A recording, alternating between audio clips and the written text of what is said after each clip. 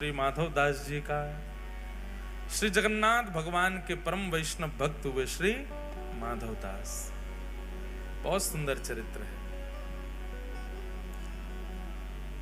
कन्नौज के एक विप्र कुल में जन्म हुआ श्री माधव दास जी का। बहुत ध्यान पूर्वक सुनो। जब गिरधर लाल प्यारे की। कन्नौज के विप्र कुल में जन्म हुआ किनका? माधव दास। श्री माधव दास जी का चरित्र आता है कि आप बड़े विद्वान थे। आपका विवाह हुआ और विवाह के उपरांत आपकी पत्नी ने एक पुत्र को जन्म दिया। बालक का जन्म होते ही किसी कारण से पत्नी की मृत्यु हो गई और पत्नी की मृत्यु होने पर पूरा घर बड़ा उदास निराश हताश हो गया। माधव दास जी ने संस्कार आदि किए और उसके बाद ऐसी विरक्ति आई माधव दास जी को। विरक्त तो पहले से ही घर वालों ने ब्याह करा दिया था, विरक्ति तो उनके चित्त में थी, परंतु पत्नी की मृत्यु से अब और ज्यादा उनकी विरक्ति जो है वो प्रगाढ़ हो गई। उन्होंने मन में विचार कर लिया कि अब सब तज हरि भज, सब छोड़ छाड़ के ठाकुर जी को भजेंगे। तो माधव दास जी का जीवन कैसा? वो तो पहले से ही शरणागति चाहते थे, पर घर वालों के कारण ब्याह किया। पुत्र का जन्म हुआ, पत्नी मर गई, सब छोड़ करके शरणागति लेना चाहते थे ठाकुर जी की, पर तभी अपने छोटे बालक को देखा और घर वाले भी कहते थे अब ये इसका पालन पोषण कौन करेगा, इसका बेचारे का क्या अपराध, इसका क्या दोष, ये कैसे रहेगा। तो माधव दास जी का एक सूक्ष्म ममत्व उसके प्रति होने लगा। उसको अपने चित्त से लगा करके रखते, सोचते तो थे क्या करूं। घर वाले कहते एक और ब्याह कर लो। बहुत पीछे पड़ने लगे घर वाले। तो माधव दास जी ने एक दिन कह दिया, आप सब लोग जो मेरे पीछे पड़े हैं कि ब्याह कर लो ब्याह कर लो, मुझे आप सब आश्वासन दे दीजिए और आश्वासन करते हुए ये बता दीजिए कि अब मेरा जिससे ब्याह होगा वो कभी नहीं पधारेगी और उससे होने वाली संतान भी कभी नहीं पधारेगी, तो मैं ब्याह करूंगा। सारे रिश्तेदार पीछे हो गए, ये कैसी बात है, ये कैसी बात है। बोले नहीं, आप कह दो कि वो नहीं मरेगी तो मैं ब्याह कर लूंगा। कोई भी इस बात पर लिखने को राजी नहीं हुआ। माधव दास जी बोले तो फिर मैं ब्याह नहीं करूंगा। रही बात इस बालक की, तो मैं इसका पोषण करूंगा। माधव दास जी उस बालक को लिए घूमते रहते। एक दिन एक बगीचा में आप बैठे थे, बालक गोद में था। मन में सोच रहे थे कि और कोई उपाय नहीं है क्या ब्याह के अलावा इस बालक के पोषण का, जिससे मैं शरणागति ग्रहण कर लूं। ये चिंतन उनका चलता ही रहता था। तभी आपने क्या देखा, सामने वृक्ष पर एक घोंसला है, उस घोंसले में से एक चिड़िया का एक अंडा छोटा सा जोर से हवा चलने पर नीचे गिरा और जैसे ही वो नीचे गिरा माधव दास जी उसको देख रहे थे। माधव दास जी उठ करके उसको बचाना चाहते थे, पर तभी क्या देखा, नीचे सूखे पत्तों का ढेर था और वो अंडा आकर के उस पर गिरा और बच गया। कोई उसकी दुविधा नहीं हुई। थोड़ी धमक लगने पर अंडा फूट गया, उसमें से बालक बाहर आ गया। वहीं के कीड़े मकोड़े जो थे उनको चुग करके पाने लगा। माधव दास जी के मन में बात आई, बोले हम बेफिजूली की चिंता करते हैं कि इसको कौन पालेगा, इसको कौन रखेगा, इसको कौन संभालेगा। सबका रक्षक जगन्नाथ है तो वो सबको संभालता है। मैं तो दौड़ा था कि मैं अंडा पकड़ दूं, लेकिन नीचे ठाकुर जी ने पहले ही किसी के द्वारा पत्तों का ढेर रखवा रखा है, उस पर गिर करके वो बालक बच गया और उसके बाहर आते ही उसको प्रसाद भी मिल गया, उसको अपना भोजन पेट भरने के लिए सामग्री भी मिल गई। ना तो इसकी मां इसके पास है, ना इसके पिता इसके पास है, इसका पालन भी तो हो रहा है। कौन कर रहा है? बोले जगन्नाथ कर रहा है। मैं क्यों चिंता करता हूं अपने बालक की। और उसी समय अब देखो, संसार की दृष्टि में इसको गलत माना जाएगा। इसमें क्या माना जाएगा? अपने कर्तव्य से भाग गया। वैष्णव दृष्टि में जब विश्वास प्रगाढ़ हो जाता है ना, तो व्यक्ति सब त्याग ही देता है। फिर चाहे पत्नी हो, बच्चे हो, परिवार हो, कोई भी हो। हम आपको आज्ञा नहीं दे रहे हैं या आपको प्रोत्साहित नहीं कर रहे सब त्यागने को।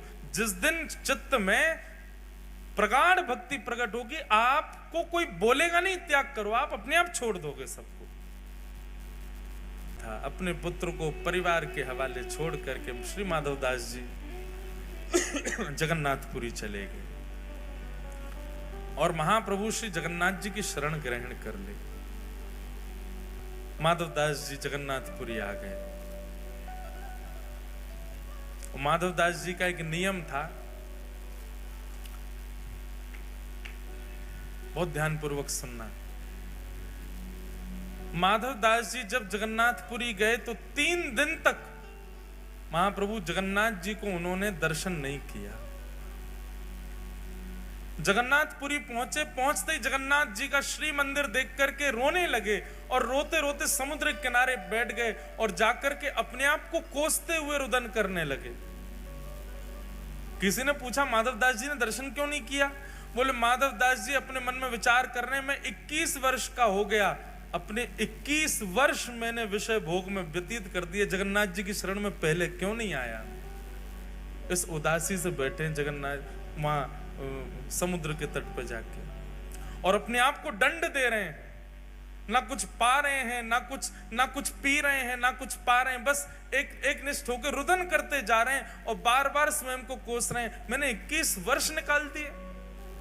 अरे तो भाई किसी ने कहा माधवदास जी को प्रसन्न हो जाना चाहिए, अब तो आ गए शरण में। बोले अब जीवन का कोई पता है क्या? मेरे जीवन के केवल इतने ही दिन हो, 21 वर्ष 6 दिन की मेरी आयु हो, तो इसका मतलब अब शेष 3 ही दिन रह पाऊंगा मैं ठाकुर जी की शरण में। 21 वर्ष तो मैंने विषय भोग में निकाल दिए। इस बात से परेशान होकर रोने लगे। अच्छा, माधवदास जी ने कोई 3 दिन का नियम नहीं लिया था। माधवदास जी तो मृत्यु पर्यंत अनशन पर बैठ गए समुद्र के तट पर जाके कि मैंने अपना जीवन व्यर्थ कर दिया, ठाकुर जी की शरण में पहले नहीं आया।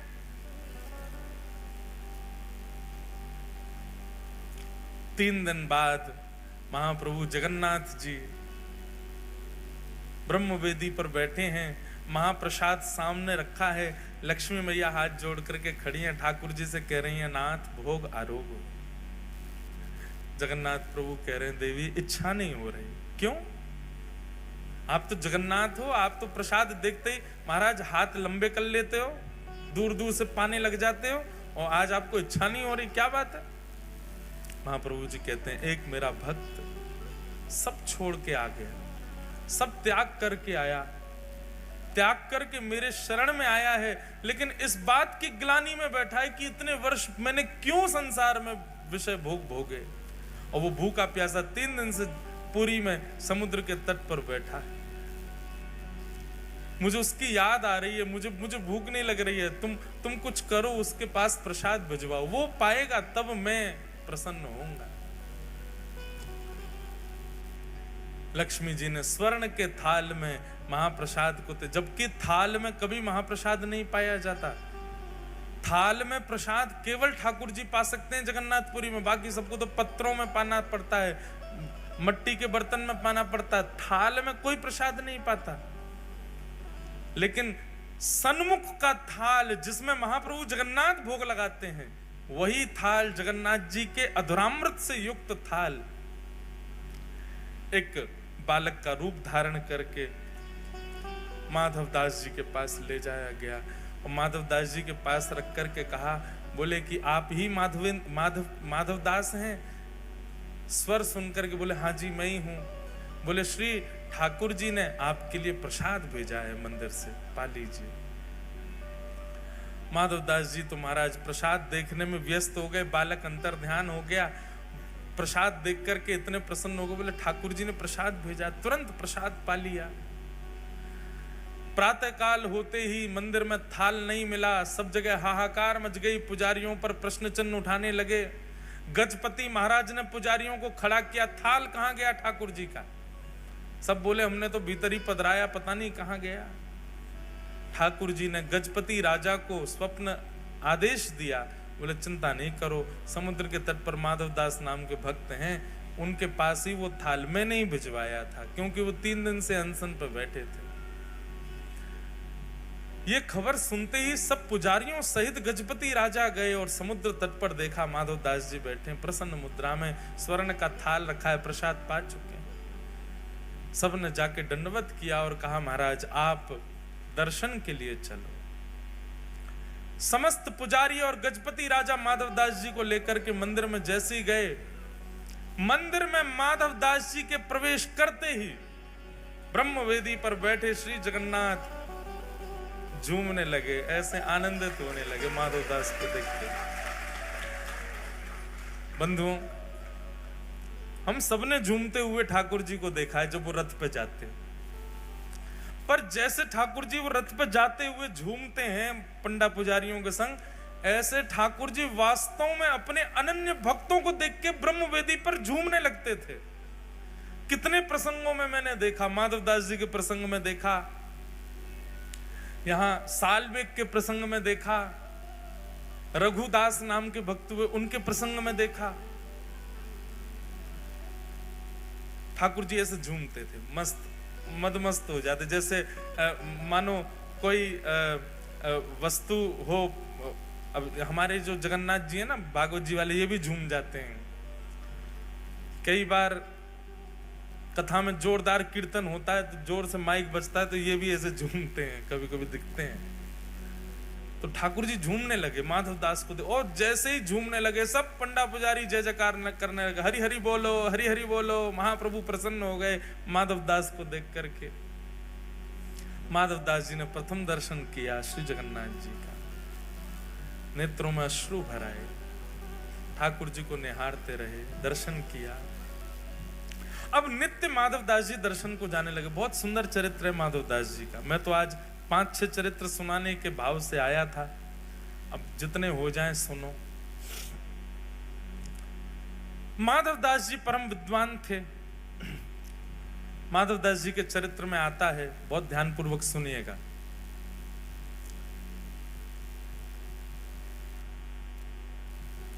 एक परम विद्वान पूरे भारत में घूमते घूमते सब जगह विद्वानों को परास्त करते हुए सब जगह से विजय पत्र लिखवा लेता था कि मैं जीत गया। काशी गया तो काशी में उसको किसी ने कहा, बोले सुनो, अगर तुमने जगन्नाथपुरी के माधव दास जी को हरा दिया तो हम मान जाएंगे कि तुम पूरे विश्व के विजेता, क्योंकि उनसे बड़ा विद्वान इस समय पृथ्वी पर कोई भी नहीं है। माधव दास जी को हरा के दिखाओ। ब्राह्मण देवता तुरंत जगन्नाथपुरी गए। जगन्नाथपुरी में ढूंढने लगे, कहाँ है माधव दास। किसी ने बताया वो कुटिया है माधव दास की। पहुंच गए, माधव दास जी को जाके कहा, हम अपना परिचय दिया, अपने विजय पत्र दिखाने लगे दुनिया भर के, मैं यहाँ से जीत करके आया हूं। अब मुझे किसी ने कहा है आपको हरा दूंगा तो मैं विश्व विजेता माना जाऊंगा। माधव दास जी ने कहा, भैया ये शास्त्रार्थ करने के लिए विद्वान नहीं हुआ मैं, या शास्त्रार्थ करने के लिए अध्ययन नहीं किया मैंने। मुझे जो शास्त्रों से करना था वो मैं कर चुका, अब तो मैं भजन में लग चुका हूं, अब ये सब नहीं, मेरा विषय नहीं है। वो तो पीछे पड़ गया, बोले नहीं आप मुझसे शास्त्रार्थ करो और मुझे विजय पत्र लिखवाना है। माधव दास जी बोले, आप विजय पत्र ऐसे ही लिख लो, लाओ मुझे दो, मैं लिख देता हूं, क्या लिखना है। तो फिर वो बोलता जा रहा है, माधव दास जी लिख रहे हैं, क्या लिखना है। बोले लिखिए कि मैं जब आया, मेरा नाम लिखिए, अमुक नाम के ब्राह्मण जगन्नाथपुरी आए, इनका माधव दास जी ने बहुत स्वागत किया, माधव दास जी ने ऐसा किया, इस विषय पर शास्त्रार्थ हुआ। शास्त्रार्थ में चारों खाने चित हो गए माधव दास जी, और हार करके चरणों में प्रणाम करके अपनी हार स्वीकार की है। माधव दास जी ने लिख दिया, दिखा दिया, बोले देख लो, लिख दिया। हाँ, नीचे हस्ताक्षर कर दो, नीचे माधव दास, ले जाओ भैया विजय पत्र, जिसको दिखाना दिखा दो, हमने तुमसे हार स्वीकार की। और वो व्यक्ति तो महाराज सीधा काशी पहुंचा। काशी में जाकर के विद्वानों से कहने लगा, लो तुम लोगों ने कहा था माधव दास को हरा के दिखाओ, हरा दिया मैंने उसको, माधव दास को हरा दिया तुमने। बोले चारों खाने चित हो गए, दंडोत करने लगे मेरे आगे, भीगी बिल्ली की तरह पीछे पीछे चल रहे थे। बोले आपसे ज्यादा विद्वान कौन? बोले विश्वास नहीं हो रहा। बोले लो पढ़ो विजय पत्र। विजय पत्र ब्राह्मण पढ़ने लगे। उसमें लिखा था कि अमुक नाम का ब्राह्मण माधवदास जी की कुटिया में आया, माधवदास जी ने उसका स्वागत किया, स्वागत के पश्चात इस विषय पर शास्त्रार्थ हुआ और शास्त्रार्थ में माधवदास जी ने अमुक नाम के व्यक्ति को चारों खाने चित करके हरा दिया। अमुक नाम का व्यक्ति हार गया और नीचे माधवदास जी के हस्ताक्षर। बोले क्या पढ़ रहे हो, क्या पढ़ रहे हो? माधवदास जी हारे हैं, मैं नहीं हारा। बोले इसमें लिखा है। उसने देखा तो उसमें वही लिखा था, माधवदास जी से वो हार गया। अब तो सब काशी के ब्राह्मण उसकी निंदा करने लगे। बोले शर्म नहीं आती, झूठ बोलता है, कोरा झूठ बोलता है। तुझको क्या लगा हम विजय पत्र पढ़ेंगे नहीं? तो दूर से दिखा देगा, हम मान जाएंगे? अरे नहीं नहीं, सच में माधवदास ने ऐसा ही लिखा था कि वो हार गया। बोले लिखा था मतलब शास्त्रार्थ हुआ था कि नहीं हुआ था? अरे नहीं, वो माधवदास कर नहीं रहा था शास्त्रार्थ। बोले मुझे करना नहीं, मैं विजय पत्र दे देता हूं।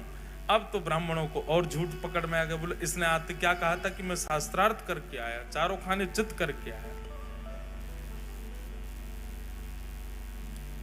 ब्राह्मणों ने कहा हम तेरी बात नहीं मानेंगे। बोला मैं फिर से जाऊंगा।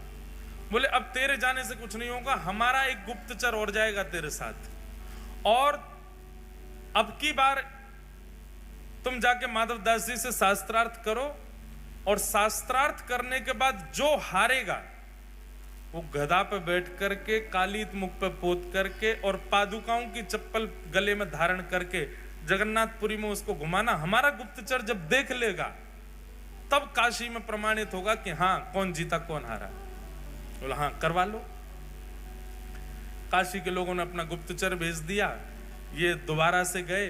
अब की बार जैसे ही माधवदास जी की कुटिया पे पहुंचे, माधवदास जी समुद्र स्नान करने के लिए गए हुए थे। ये आए, आकर के ढूंढने लगे कहाँ है माधवदास, कहाँ है इतने में ही श्री जगन्नाथ भगवान और बलराम जी छोटे छोटे बालक बन के आए। दो कथाएं हैं इसमें एक कथा तो यह है कि माधवदास जी का रूप धारण करके जगन्नाथ जी आ गए और जगन्नाथ जी ने आकर के शास्त्रार्थ करके उसको हरा के गधे पे बैठा दिया। एक और कथा ऐसी आती है कि जगन्नाथ भगवान और श्री बलराम जी दो छोटे छोटे बटुक बालक बन के आ गए।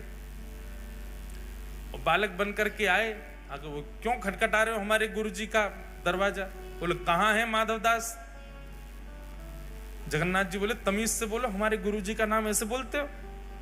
बहुत विद्वान है वो।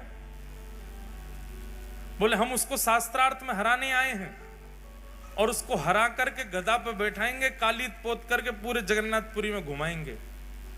बलराम जी तो क्रोध में भर गए। बोले तू एक काम कर, तू हम तो शास्त्रार्थ कर ले पहले। ये छोटे छोटे बालक, तुमसे क्या शास्त्रार्थ करूंगा मैं? बोले तुम हमको हरा दो तो हम माधवदास जी को पास ले चलेंगे। ठाकुर जी से शास्त्रार्थ में कैसे जीते? बलराम जी और ठाकुर जी ने ऐसे शास्त्र सुनाए, महाराज वो हार गया। जैसे ही हार हुई तो बहुत सारे विद्यार्थी इकट्ठे हो गए थे, सब चिल्लाने लगे, बोले गधा लाओ गधा लाओ, इसको बैठाओ, हार गया। अब वो तो भागने लगा, बलराम जी ने पकड़ा उसको। बोले कहाँ जा रहे हो? बैठो गधा पे। ठाकुर जी गधा लेके आए, उस पर उसको बैठा दिया, मुख पे काली पोत करके, और बलराम जी और श्री जगन्नाथ भगवानी गधा पे बैठा के उसको पूरे जगन्नाथपुरी में घुमाने लगे। गुप्तचर ने दूर से देख लिया। अब वो ब्राह्मण मुंह छुपाए, बोले इसको नहीं दिख जाऊं मैं, काशी में हल्ला करेगा। उसने तो देख ही लिया। इतने में ही माधवदास जी आए। माधवदास जी जैसे ही आए, माधवदास जी ने देखा बड़ी भीड़ बालकों की घूम रही है और ये गधा पे कौन बैठा है। आगे जाकर के देखा तो वही ब्राह्मण था जो विजय पत्र लिखवा के ले गया था। माधवदास जी ने जैसे ही देखा तो नीचे देखा तो गधा के गले में रस्सी बांध के दो बालक, श्याम और गौर वर्ण के दो बालक घूम रहे हैं। माधवदास जी तो देखते ही समझ गए तो जगन्नाथ जी। जाकर के माधवदास जी बोले जय जय, क्या कर रहे हो? जगन्नाथ भगवान तो गधा वधा छोड़ के भाज गए वहां से, बलराम जी भी भाज गए। उसको ब्राह्मण को छोड़ दिया वहीं पे। माधवदास जी गए, उतारा उसको। अरे भैया ये आप क्या अपने गमछा से उसका मुख पहुंचा, ये गधा पे क्यों घूम रहे थे आप? बोले भैया मुझे क्षमा कर दो, मैं तुमसे शास्त्रार्थ नहीं, तुम्हारे बच्चों ने हरा दिया मुझे, तुम्हारे विद्यार्थियों ने हरा दिया, मैं तुमसे क्या शास्त्रार्थ करूं? बहुत उदास हो गया था वो व्यक्ति, वो ब्राह्मण। माधवदास जी ने हृदय से लगाया, बोले अब अपनी उदासी छोड़ो और मैं तुमको एक रहस्य बताने वाला हूं, वो ध्यान से सुनो। बोले क्या? बोले जो बालक इतनी देर से तुम्हारे सामने बैठ के शास्त्र सुना रहे थे वो कोई बालक नहीं थे, साक्षात जगन्नाथ जी थे, साक्षात श्री बलभद्र जी थे। अरे भैया तुम्हारी विद्वत्ता रंग लाई, तुम्हारा बार बार जगन्नाथपुरी आना इतना भा गया ठाकुर जी को कि ठाकुर जी बालक का रूप धारण करके तुम्हारे सामने आ गए और तुमको दर्शन देके गए। जगन्नाथ जी का अनुयायी बना दिया उस विद्वान को। उसकी विद्वत्ता का मूल सार्थकता क्या होनी चाहिए विद्वत्ता की? श्री ठाकुर जी के चरणारविंद, वो दिला दिए उसको। ऐसे श्री माधवदास। तो हम प्रसंग ये लेके बैठे थे कि श्री जगन्नाथ भगवान बीमार क्यों होते हैं? जगन्नाथ भगवान इतने महाप्रभु हैं और भगवान को बीमारी होना, ये माधवदास जी के चरित्र में ही आता है कि श्री माधवदास जी को अतिसार का, पेट का एक रोग हो गया, जिसके कारण उनको बार बार शौच जाना पड़ता था। माधवदास जी मंदिर भी नहीं जा पा रहे थे, कोई सेवक भी नहीं था पास में और स्वयं उठने की स्थिति में नहीं थे। इतने बीमार हो गए माधवदास जी कि बस पड़े पड़े बिस्तर पर ही मलमूत्र का त्याग कर रहे थे। जब बहुत समय तक इस हालत में आ गए कि अब उठ भी नहीं पा रहे, इतना बल भी नहीं बचा था, तब श्री जगन्नाथ जी ही उनके यहाँ एक दास का रूप धारण करके आए और आकर के अपने हाथों में जल भर भर के लामे और माधवदास जी के अंग पर लगे हुए मल मूत्र आदि को अपने हाथ से साफ कर रहे हैं श्री जगन्नाथ जी। माधवदास जी के नेत्र खुले, नेत्र खोल करके देखा तो श्याम वर्ण का एक बालक सेवा का। माधवदास जी से कहां बचने वाले ठाकुर जी? उनको सुगंधी आ गई चंदन की, सुगंधी आ गई कपूर की, सुगंधी आ गई कस्तूरी की, केसर की। ठाकुर जी के श्री अंग से विविध विविध सुगंधियां आती हैं। एक संत जन बता रहे, कभी ठाकुर जी यदि समीप आ गए तो उनकी सुगंधी से पहचाना जा सकता है। ठाकुर जी समीप से आएंगे तो कुछ अलग अलग सुगंधी आएंगी, जैसे कि श्री अंग की सुगंधी चंदन की भांति होगी। ठाकुर जी समीप आएंगे तो कस्तूरी की, अगर शीतकाल में ठाकुर जी मिलेंगे तो कस्तूरी की सुगंधी आएगी, ग्रीष्म काल में मिलेंगे तो चंदन की सुगंधी आएगी। ठाकुर जी यदि वर्षा आदि के मौसम में कभी सामान्य रूप से मिल जाएंगे तो केसर कपूर की मिश्रित सुगंध आएगी श्री ठाकुर जी में से।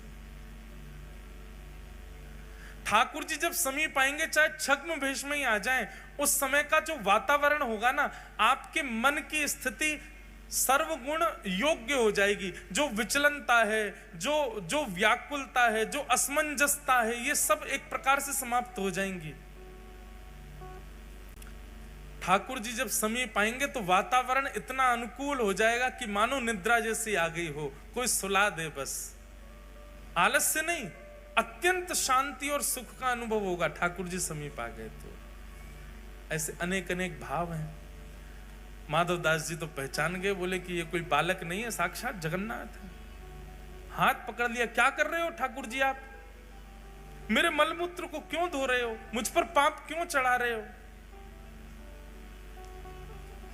भगवान कहते हैं, माधव, जब वैष्णव मेरे लिए परिवार का त्याग कर सकता है, वैष्णव मेरे लिए अपने पुत्र का त्याग कर सकता है, वैष्णव अपने लिए, मेरे लिए अपनी सब सुख समृद्धियों का त्याग कर देता है, विषय भोगों का त्याग कर देता है, अपनी युवावस्था का त्याग कर देता है, यौवन का त्याग कर देता है, तो मैं अपने वैष्णव के लिए भगवत बुद्धि का त्याग नहीं कर सकता?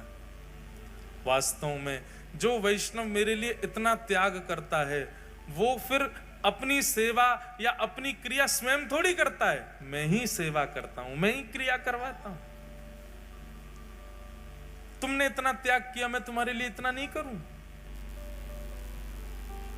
माधवदास जी बोले, तो फिर नाथ मेरे मेरे मेरे रोग को दूर कर दो। बोले, रोग तो तेरा प्रारब्ध है, वो तुझे भोगना पड़ेगा, और तू अगर नहीं भोगेगा तुझे जन्म लेने के लिए दोबारा आना पड़ेगा।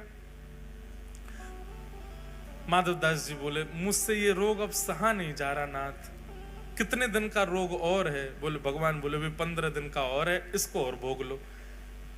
ठीक है नाथ, प्रयास करूंगा। लेकिन जगन्नाथ भगवान जैसे ही मन उसके भवन से निकले, मन में विचार करने लगे, ठाकुर जी ये विचारों मेरे दर्शन नहीं कर पा रहा, इतना कष्ट में है, पतला दुबला सा बेचारा माधव दास, मैं इसके पास जाता हूं तो इसको और कष्ट होता है, और कोई इसकी सेवा में है नहीं है, कष्ट इतना ज्यादा अभी तक भोग चुका है कि 15 दिन में हो सकता है प्राण भी निकल जाए। तभी क्या होता है, शाम का समय हुआ और अचानक से माधव दास जी स्वस्थ हो गए, उनकी सारी पीड़ा दूर हो गई, सारा रोग निवृत्त हो गया, बिल्कुल मानो जैसे कुछ हुआ ही ना हो, ऐसे परम प्रसन्न श्री माधव दास जी हो गए। बोले ओहो, निश्चित ठाकुर जी आए थे, ठाकुर जी का स्पर्श होने से मेरा रोग ठीक हो गया। माधव दास जी स्नान आदि करके तैयार होकर के सीधे भागे सबसे पहले मंदिर। जैसे ही मंदिर पहुंचे, मंदिर के अंदर प्रवेश करते ही देखा तो पुजारी रोक रहे थे, रो रहे थे, नेत्रों से आंसू गिर रहे। माँ जी बोले क्या हो गया? बोले ठाकुर जी को बुखार चढ़ गया है। श्री माधव दास जी का शेष रह गया 15 दिन का जो रोग था, 15 दिन का जो श्रम था, श्री जगन्नाथ जी ने अपने ऊपर ले लिया और स्वयं उसको, क्योंकि प्रारब्ध का है, उसको भोगना तो पड़ेगा। ठाकुर जी ने, और आज तक ठाकुर जी उसको धारण करते हैं। साल में एक बार माधव दास जी की स्मृति में भगवान श्री जगन्नाथ पीड़ा में जाते हैं। है कोई इतना दयालु? है कोई इतना कृपालु संसार में? अरे लोग बोलते भले ही हैं कि आपका ये रोग मुझे लग जाए, आपकी ये पीड़ा मेरे जीवन में आ जाए, लोग ऐसा व्यवहार में बोलते जरूर हैं, पर इसको पालन करने वाले तो संसार में केवल जगन्नाथ जी, उन्होंने ही करके दिखाया। नहीं तो महाराज कोविड में दिख गया था, पति ने पत्नी बंद कर दी कमरा में, यहीं रहे, नीचे तो ही दवाई दे रहा है, भीतर पा लेना, व्हाट्सएप कर रहा है, स्टीम ले लेना। तुमने तो 7 जन्म 7 निभाने का कहा था। अरे पगली, बच्चों को कौन संभालेगा? मैं भी बीमार हो गया तो। पर ऐसा नहीं है, कई परिवारों को मैं जानता हूं, वहां पर तो अच्छा हमारे साथ क्या हुआ हम अपनी सुनाए, काय को ज्यादा इसको इमोशनल। वृंदावन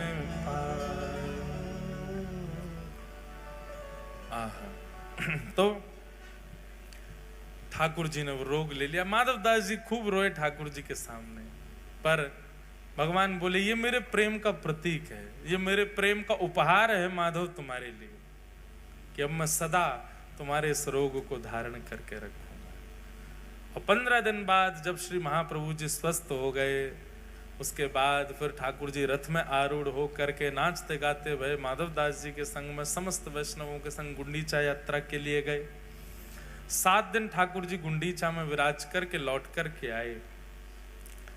माधव दास जी के मन में आया कि ठाकुर जी अब मैं आपके तो दर्शन करता हूं, आपके पास तो नित्य आता हूं, मेरी इच्छा है कि मैं एक बार वृंदावन दर्शन करके आऊं। माधव दास जी ने जैसे ही कहा मैं वृंदावन दर्शन करके आऊं, ब्रह्मवेदी पर बैठे हुए महाप्रभु जगन्नाथ जी, उनका मुखमंडल उतर गया, शुष्क पड़ गए ठाकुर जी। महाप्रभु जी बोले कहा भयो जय जय, ऐसे काय को है गए आप? ठाकुर जी बोले माधव मेरो मन कैसे लगेगा जगन्नाथपुरी में? जैसे सब वैष्णवों का मन मेरे को देख करके लगता है, ऐसे मेरा मन तुमको देख के लगता है। जब तक तुम नहीं आते हो दर्शन करने के लिए मैं उतावला रहता हूं, और तुम वृंदावन चले जाओगे तो फिर मेरा मन कैसे लगेगा? माधव दास जी कहने लगे मैं तो वृंदावन जा रहा हूं। ठाकुर जी बोले मत जाओ। माधव दास जी बोले जाऊंगा। तो ठाकुर जी बोले दूसरा उपाय हमको ले चलो। माधव दास जी जोर से हंसने लगे, बोले आप कैसे जाओगे? यहां से नेक दूर गुंडीचा, वहां के लिए तो 6 महीना में रथ बनाना पड़ता है आपके लिए, और वो 6 महीना में बने हुए रथ में बैठ के भी कितना पाते हुए जाते हो आप गुंडीचा तक? बोले आप श्री मंदिर से नीचे तक उतर के जाते हो, बीच में 2 बार रसगुल्ला का भोग लग जाता आपको, इतनी तो भूख लग जाती है आपको। जैसे बोले आप ये श्री मंदिर से गुंडीचा अगर कोई व्यक्ति पैदल भी जाए तो 20-25 मिनट लगेगा उसको पहुंचना, इतना ही लगता है। जगन्नाथ महाप्रभु को गुंडीचा जाने में बीच में 6 बार 7 बार 10 बार भोग लगता है, इतना पा लेते हैं। बोले यहां तक तो आप 10 बार पाते हो, वृंदावन तक तो आप पूरे भारत का अन्न पालोगे। जय जय, यहीं विराजो, हम होके आते हैं। और माधव दास जी ज्यों ज्यों जगन्नाथपुरी से जा रहे हैं त्यों त्यों ठाकुर जी के नेत्र सजल। मैंने 2 कथाएं ऐसी सुनी हैं जिसमें 2 स्थिति अलग अलग दिखाई देती हैं। एक तो है श्री चतुर्भुज दास जी की, जब चतुर्भुज दास जी गिरिराज जी से दूर जा रहे हैं और ज्यों ज्यों पग बढ़ा रहे हैं त्यों त्यों उनकी स्थिति दयनीय होती जा रही है। और एक स्थिति है माधव दास की, माधव दास जी ज्यों ज्यों जगन्नाथपुरी से दूर जा रहे हैं वहां ठाकुर जी व्याकुल होते जा रहे हैं। बंधुओं, प्रेम लक्षणा भक्ति इन दोनों स्थितियों में है कि ठाकुर जी से दूर एक बार आप जाओ तो आपको व्याकुलता हो, लेकिन प्रेम किसी दिन इतना बढ़ जाए कि आप ठाकुर जी से दूर जाओ ठाकुर जी व्याकुल हो जाएं।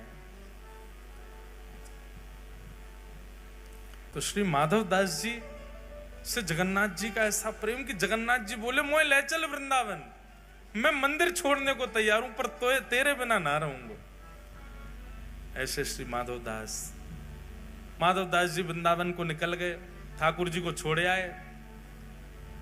माधव दास जी का स्वरूप था 6-7 दिन तक भूख सह लेते थे, लेकिन अभी जगन्नाथपुरी से निकले चंद घंटे हुए कि माधव दास जी को इतनी जोर की भूख लगी, इतनी जोर की भूख लगी कि महाराज या तो फल मिल जाए नहीं तो पेड़ ही खा जाएंगे, इतनी भूख लगने लगी। माधव दास जी बोले ऐसी व्याकुलता भूख की तो मुझे कभी नहीं हुई जैसी आज हो रही है। तभी एक नगर दिखा, दौड़ करके माधव दास जी उस नगर में गए, किसी का गेट खटखटाया, मैया वृद्ध मैया ने बोला मैया तेरे घर में जो बना हो बासा कूसा मुझे भोजन करा, बहुत भूख लगी। अरे बैठो बाबा, थाली लगाई, पाने लगे माधव दास। मैया सामने बैठ गई आके, बोले बाबा बड़े निर्दयी हो। बोले क्यों, ऐसे क्यों कह रही हो, अकेले पा रहे हो, बगल में सांवला सा बालक बैठा है, इसको क्यों नहीं पे, बेचारा ऐसे टुकुर टुकुर तुम्हारी थाली की ओर देख रहा है, इसको क्यों नहीं खिलाते हो। माधव दास जी बोले मेरे संग तो कोई भी नहीं है मैया, मैं अकेला हूं। बोले अरे इतना सुंदर सा प्यारा सा घुंघराले केश हैं, कटाक्ष नेत्र हैं, श्याम वर्ण का, मैं तो ये सोच रही हूं पता नहीं कौन सी मैया ने अपना बालक बाबा जी को दे दिया है, तुम बाबा कहीं हरण करके तो नहीं ले जा रहे इस बालक का। माधव दास जी बोले बालक, तभी समझ आया इतनी जल्दी इतनी तीव्र भूख लगना, बगल में बालक का अदृश्य होना, मुझे ना दिखना, सामने वाली को दिखना, श्याम वर्ण का होना। बोलो हो तो चले आए हो संग में हमारे। श्री जगन्नाथ जी संग ही जा रहे हैं श्री माधव दास जी के, अंतस्थ में बैठ के, हृदय में बैठ करके महाप्रभु श्री जगन्नाथ जी वृंदावन जा रहे हैं। जिन माधव दास जी को 1 महीना में वृंदावन पहुंच जाना था, उनको वृंदावन पहुंचने में 6 महीना लगे। क्यों? 10 कदम चलते ही भूख लगे आती है।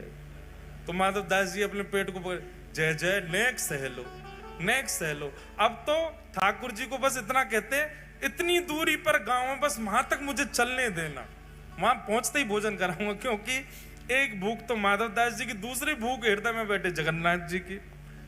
माधव दास जी रात में पौड़े पौड़े कभी किसी नगर में, जय जय एक बात बताओ आपको इतनी भूख लगती क्यों है, इतना पाते क्यों आप। ठाकुर जी बोले अरे तू नहीं जानता, क्या नाम है मेरा, जगन्नाथ, जग का नाथ, पूरा विश्व मेरे गर्भ में विद्यमान है, मैं नहीं पाऊंगा तो फिर सब भूखे रह जाएंगे, या हमारे मुंह पानो ही पड़े तभी सबन को भोग लगे। वास्तव में श्री जगन्नाथ जी प्रसाद भोग आरोगते हैं, इसीलिए हम सब तृप्त रहते हैं। कई लोग कहते हैं ठाकुर जी को 56 भोग लगाने की क्या आवश्यकता है, ठाकुर जी का बंगला बनवाने की क्या आवश्यकता, लाखों करोड़ों रुपए लोग फूंक देते हैं, ठाकुर जी की सेवा की जाती है। वृंदावन जैसे ही पहुंचे माधव दास जी ने चना खरीद लिए थे एक जगह से खूब सारे, वो ही खा लेते थे जब भूख लगती थी। वृंदावन जाकर के यमुना तट पर स्नान आदि करके आपने चना आरोग लिए, और चना पाव के जैसे ही बिहारी जी के दर्शन करने निधिवन राज में गए, बिहारी जी उस समय प्रकट हुए ही हुए थे। इतने में ही कपाट लगे थे बिहारी जी के भीतर से स्वामी हरदास जी आए और दर्शनार्थियों में बोले, हाँ भैया तुम में माधवदास कौन है? माधवदास जी बोले, इनको मेरा नाम कैसे पता? बोले मैं हूं जैसे। बोले इधर आओ। जैसे ही आए बोले, तुमको जरा भी होश नहीं है? हैं? हमारे बिहारी जी का पूरा मुंह छील दिया तुमने। माधवदास जी बोले, मैंने कुछ नहीं किया, मैं तो बिहारी जी देखे ही नहीं अभी तक, पहली बार दर्शन करूंगा मैं तो। स्वामी जी हाथ पकड़ करके भीतर ले गए गर्भगृह में और भीतर ले जाकर बिहारी जी खड़े सामने। बोले बिहारी जी यूं कह रहे हैं, बोले एक माधवदास नाम को शिष्य वो आयो चेला हमारो और सवेरे सवेरे माने रूखे चना खवा दिए मुझे। और ठाकुर जी अपना मुंह खोल के दिखा रहे हैं। तो माधवदास जी जैसे ही गए बिहारी जी का दर्शन करने, बिहारी जी ने अपना मुंह खोल के दिखाया छोटा सा, और देखो छाले गए मुंह में। माधवदास जी के नेत्र सजल हो गए। बोले जय जय। जैसे अब ये बात माधवदास जी तो नहीं बोले, मैं बोल रहा हूं। जैसे हमारे फोन में नेटवर्क होता है, आप राजस्थान में प्रवेश करते तो प्रवेश करते ही मैसेज आ जाता है, वेलकम टू राजस्थान। एयरटेल या जो भी आपका, वो वहां का टावर जो है वो कनेक्ट कर लेता है। माधवदास जी चले तो थे जगन्नाथपुरी से, तो जब तक उड़ीसा में थे तो चित्त में जो ठाकुर जी वो जगन्नाथ रूप में थे। जो जो प्रांत आते गए उस प्रांत के प्रमुख ठाकुर जी का कनेक्शन होता गया। जैसे ही वृंदावन आए माधवदास जी तो चित्त में विराजमान जगन्नाथ जी बांके बिहारी जी हो गए। अब माधवदास जी ने तो वही चने पाए जो जगन्नाथ जी पा रहे थे, पर बिहारी जी को मोह छिल गए हो। क्यों? क्योंकि बिहारी जी तो भैया महलन के ठाकुर हैं, ये तो मीठो मीठो पामे, हल्को हल्को पामे। माधवदास जी बलैया ले लगे, जय हो मेरे ठाकुर जी, आपने मेरे हृदय को पूर्ण रूपेण स्वीकार कर लिया, ये प्रमाणित कर दिया आज। क्योंकि मेरे चित्त में जगन्नाथ बैठ करके आए थे, पर वृंदावन आते आते आते आते वो तो बिहारी जी हो गए, अब चित्त में बिहारी जी। अब स्वामी श्री हरदास जी ने कही, कब तक हो वृंदावन में? बोले अभी तो हैं कुछ दिन। बोले तब तक यहीं पाओ मंदिर में। क्यों? तुम जो पाते हो वो ठाकुर जी को लगता है, इसलिए चकाचक महाराज घुटवा दो, माधवदास जी को चकाचक पवाओ ताकि बिहारी जी प्रसन्न रहें। माधवदास जी तो भुजा उठा करके नृत्य करते हैं, आनंदित में रहते हैं, कितना प्रेम करते हैं, कितना स्नेह करते हैं ठाकुर जी। ऐसे श्री माधवदास जी, उनका बृहद चरित्र है।